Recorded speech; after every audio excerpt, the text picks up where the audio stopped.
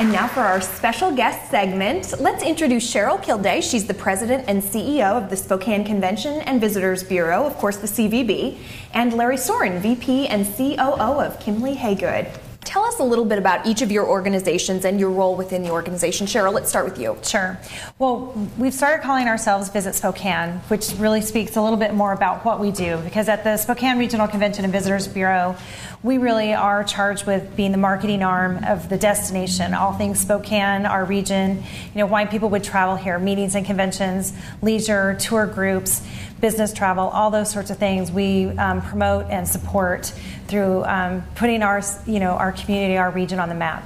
Absolutely, and very important to keep that economic growth and development going. Yes. And Larry, tell us a little bit about Kimley Haygood and your role there. Well, Kimley Haygood Company is a commercial real estate company, been around for over 40 years. I've been in there 29 years and work in the property management side primarily, and we do commercial real estate all over the inland Northwest. So Larry, you're also involved in the Public Facilities District. Would you mind talking a little about your affiliation with them? Sure. I'm one of the board members of the Public Facilities District. I've been on the board since 2004. I'm the immediate past board chair of that district. And our role in the community is to run and operate the Spokane Arena, the Veterans Memorial Arena, the Spokane Convention Center, and the IMB Performing Arts Center.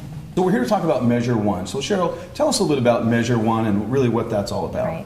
Well, Measure One is our opportunity as a community to create jobs and become more competitive with our convention center as the centerpiece of the measure. It's really 3 projects. In 2005, when we expanded the convention center as we know it today, there were some funding shortages because of the environment at the time, and we didn't get everything done. We need our exhibit hall to be at 100,000 square feet, just a little bit more than that, and we need more meeting space right adjacent to that exhibit space in order to be truly competitive and reap the largest benefits that we can from that center. In doing that project, there's also an opportunity to be good stewards and provide some enhancements to the riverbank and improve the Centennial Trail there, which is a very high traffic area for the Centennial Trail. And then as that project has evolved with the Public Facilities District and looking at what a bond measure could do, it's like, what else as a community would we benefit from in this measure? And the arena, of course, comes to mind because we benefit from so many sporting events that have specifications that they really need more seats than we can currently provide them if we're going to keep the NCAA basketball events and things like that in the arena. So it also includes adding about 750 more seats to the arena. So it's important because we have great facilities, but we need to remain competitive. We can't just sit back and say we've arrived. We need to make sure that we're capitalizing and maximizing the opportunity from visitor spending and all the things that those facilities bring us. So what about some of the misconceptions? You've talked a bit about some of the benefits. What are some misconceptions that people might have about Measure One? Do you want to start with that? I think there's a few things that we hear in the community. And we've done presentations as a district to well over 2,000 people. I think we've hit every Rotary Club and every sort of civic organization. And things we hear about, our taxes will go up. And the fact is we're asking for an extension of existing taxes from the year 2033 to the year 2043. So these are a sales tax, a 1/10 of 1% sales tax, and a hotel motel tax of 2%. There's misconceptions that it's a property tax. It's not, as I just stated, that it's a city project, and I think we'll talk about the district a little more as to what we actually are, but it is a public facilities district project. I think the most common one we hear is, well, the buildings are never being used anyway. We've heard that about buses in our community in the past too, but it's not true. The fact is that we have quite a few activities and they're spread across the campus, and so you may see parts of it not full at all times. But the fact of the matter is we turn away some 25% of the leads that Cheryl's organization create can't come here because we don't have enough space. Right. And that's an issue we're trying to address. Yeah, and Cheryl, can you talk a little bit about the multiplier effect that happens? Sure. Well, there is a multiplier effect for each and every group that comes in. So you bring a group in, and we often refer to visitors as, we bring in taxpayers, we call them visitors, because they pay for their dining and their shopping and their own expenses while they're here. And people use meetings and conventions, consumer shows, all those things that these facilities attract that's when they often have their disposable income. So they bring it with them, and we're fortunate that they spend it while they're here. So for every group that comes in, we're really only tracking what they spend, but it ripples through the community 8 to 12 times greater than what we report out on. Right. Restaurants are full. We get calls. Hotels. We get calls from the shopping center, and we get calls from restaurants and small businesses and large. Saying we need more groups like the letter carriers, or in this summer we've got the square dance group coming, and they're staying throughout the entire county. One of the things that I would add about a misconception is it's not just about downtown. I mean, it puts us on the map. It nationally puts us on the map. So business makers, people who decide where they're going to locate their business, start to think about communities that are on that map. And so, it puts our entire region on the map. It benefits us from people knowing the name Spokane and putting us into that consideration. So it's state, regional, national, all of those benefits, but it really is a regional economic engine. It's not just about the downtown. It's marketing for our region to help economic prosperity, yes. Bring people in. Yes. So if this measure passes, how soon would we be able to see construction? We think we can get started within a year. What we would have to do, the process is get the measure passed. If the voters allow that to go forward, then we have to sell bonds, and then we begin our selection of our design and our contracting teams, and then we move forward. The previous expansion took about a year to complete, but there were more projects that were more jurisdictions involved, and we think we can speed that up this time and be in the ground working within a year, next spring. And there's some estimates that people are talking about a little bit. Can you share some of those estimates as far as number of jobs created and the economic impact? Right. Well, there's about 800 new jobs, and we already have jobs that are related to the convention center. So it's about 2,200 jobs total.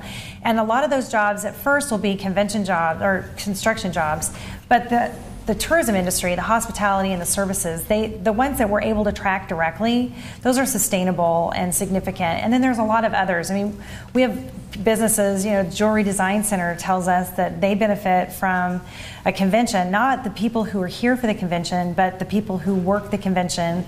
After you've got a busy season and they've had overtime or they've had other things, that's when they buy their own personal things. So those ripples create other jobs that aren't in this number. Yeah, my wife keeps telling me there's a lot of conventions she has to go. You need to go get a jewelry exactly. piece. Absolutely. We could bring in a whole jewelry show for you. I like your wife. That's a good idea. Yeah, I like that. It too. But the reality is the jobs that are created are sustainable. Visitors spend. In 2009 are the most recent numbers we have for Spokane County, $741 million. And part of that's local taxes. They pay local taxes that then you and I don't have to pay. They dine in restaurants and shop in stores that if they weren't here, we wouldn't have as many of the things that we love. So it's economic development as well as quality of life. And we estimate that on any given day in Spokane County, there's over 11,000 visitors here. Mm-hmm. And so when you think about having an additional magnet that will bring larger, bigger national meetings, bigger regional draws that can have bigger equipment or whatever those commerce things are that people come to a consumer show, all of that will mean many more dollars. And we've evaluated our lost business reports. We surveyed meeting planners and asked them if we had these new specifications, would you consider us? And it was overwhelmingly yes. Mm-hmm. So the demand is there, the potential is there. We need the facility to help make us more competitive. So it really sounds like you've done your research on this. You've found that there is a need and that there would be a response if that need was met. So if you could both leave people with a thought to help understand the measure and why it's important, please do that for us. Larry, why don't we start with you? Well, I think it's important. The district has a philosophy that we will only do what the voters tell us to do. And so we're in this 10-year cycle that we've had where we go to the voters and say, would you like us to do this? And so it's not automatic. We can't unilaterally make a decision to go forward. So we're looking to the voters for guidance on this to move forward, and they have to either approve or reject that tax. We think we're stewards of the public money. We run great facilities. We want to make them bigger and more competitive, and we're very proud of what we do. And we encourage everybody to get out and vote on April 17th. That's great. And Cheryl? I think that there's a personal side to this. When people who live here, they live here for a reason, they love it, but when they think about where they're going to go for vacation, they don't think about their own home, or they don't think about where do I want to go for a meeting or a convention, I'm going to stay in Spokane.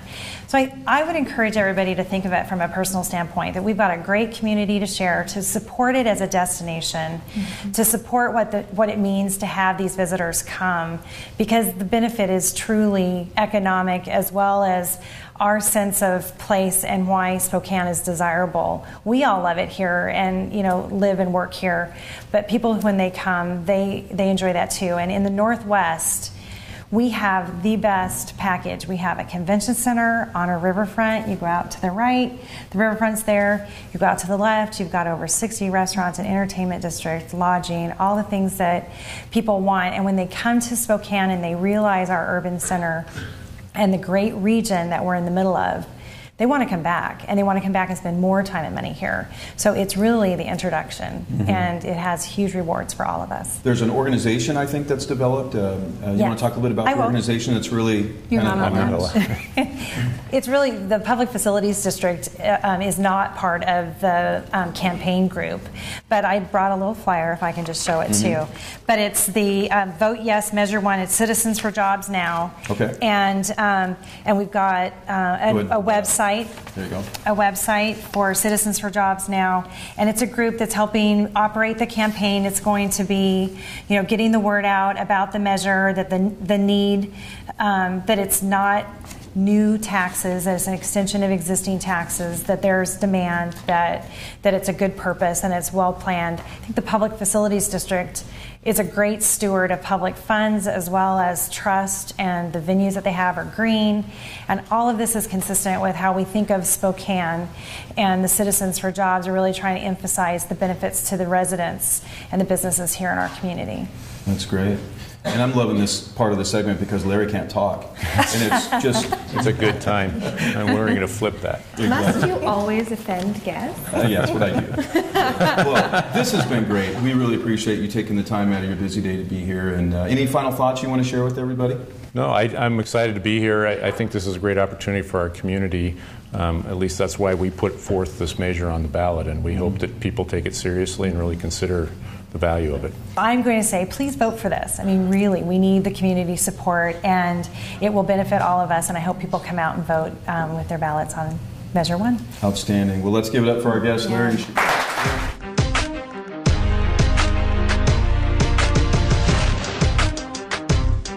we're going to have some Q&A with the audience right now, and I think, Mike, you have a question here. Thank you, Cheryl and Larry, for the great discussion on Measure 1. You said something interesting early on in the discussion about the benefits being more for than just downtown or the city. This is really a county-wide measure. So if I'm a voter in the valley or out in the county somewhere, explain to me how this helps. When you talk just strictly about conventions, and the convention center obviously is housed downtown, but when meeting planners are looking at a destination for a convention, they often have a variety of meetings and different sizes. So they look at the entire destination. Every time we have the opportunity to talk to a meeting planner, we're including the valley assets of hotels and meeting space, their center place, and the different venues that they have. We're talking about Airway Heights and Northern Quest and all of those different things. So the airport, the facilities throughout the region, and the convention center are all really part of what we sell whenever we sell any citywide or countywide convention. But beyond that, having a convention center gets you included in a shorter list of cities across the United States.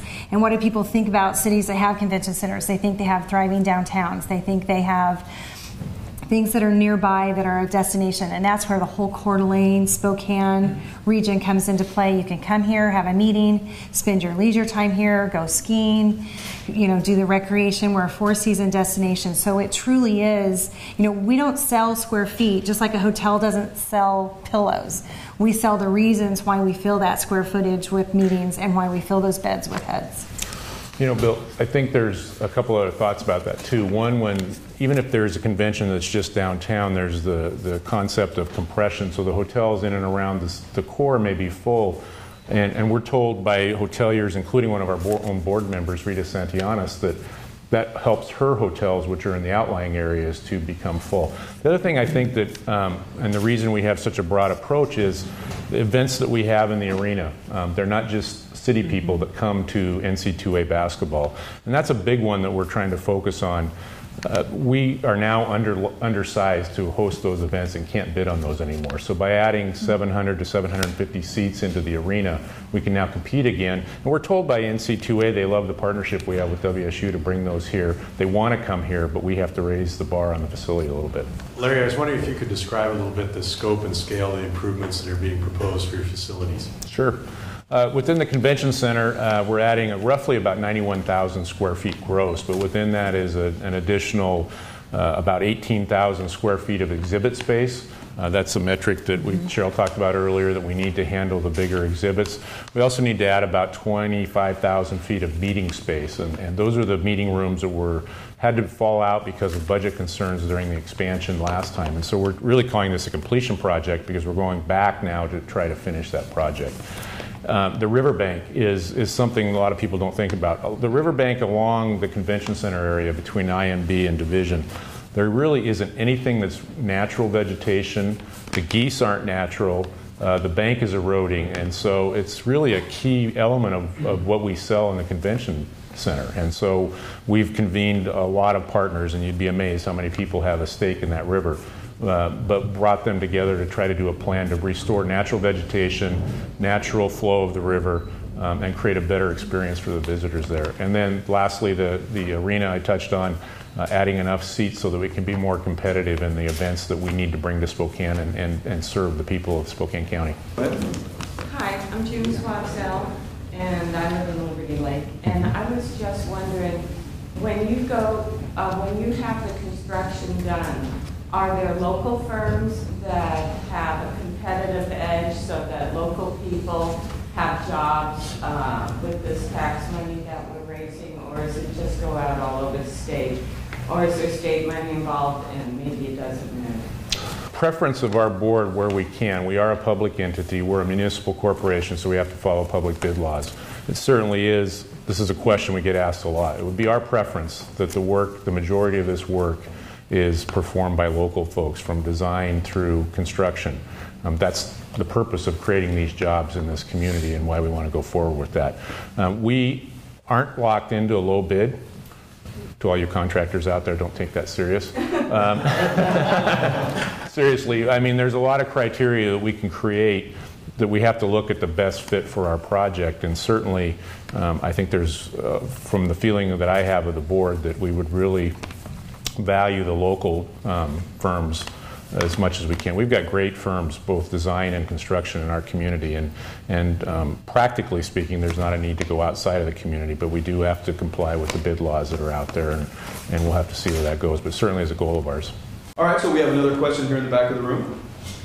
Larry, I know you talk about the importance of getting the NCAA tournament back here to Spokane. How many exact seats would the Spokane Arena need, and where do you plan on placing those seats?